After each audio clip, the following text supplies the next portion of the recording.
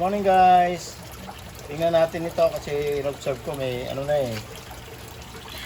Parang magpapagpag na siya.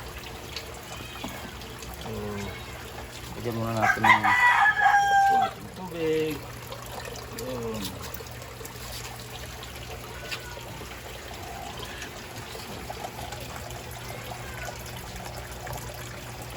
Sakit mang ipit kaya iniiwasan.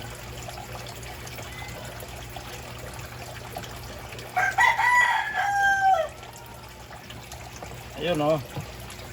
Yan mo guys, oh ito. Napagpag na. So, dyan muna kayo. Tapos ito. Tingnan mo.